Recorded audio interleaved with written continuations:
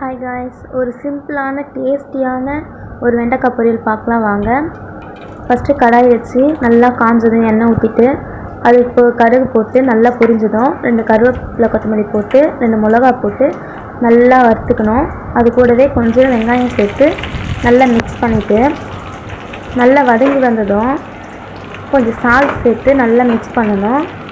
நல்லா மிக்ஸ் பண்ணிவிட்டு பொன்னிறமாக ஆயிடுச்சு பாருங்கள். நல்லா மிக்ஸ் பண்ணிகிட்டே இருக்கணும். அது கூட நம்ம வெட்டி வச்சுருந்த வெண்டைக்காவை சேர்த்து நல்லா வதக்கிட்டு இருக்கணும்.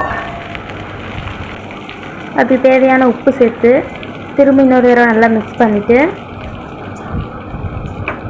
நல்லா வதங்கி வரப்போ கொஞ்சம் வெயிட் பண்ணிவிட்டு அது கூட கொஞ்சம் மஞ்சள்தூள் சேர்க்கணும். மஞ்சள்தூள் எதுக்குன்னா கலர் மாறாமல் டேஸ்ட்டு சூப்பராக இருக்கும், கலர் மாறாமல் இருக்கும்.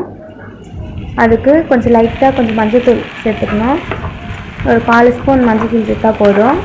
சேர்த்துட்டு எல்லாத்தையும் நல்லா வதக்கி விட்டு நல்லா ஸ்லோ ஃப்ளேமில் வச்சு அது கூட கொஞ்சம் தேவையான அளவுக்கு மிளகாத்தூள் சேர்க்கணும். மிளகாத்தூள் சேர்த்து நல்லா மிக்ஸ் பண்ணிகிட்டே இருக்கணும்.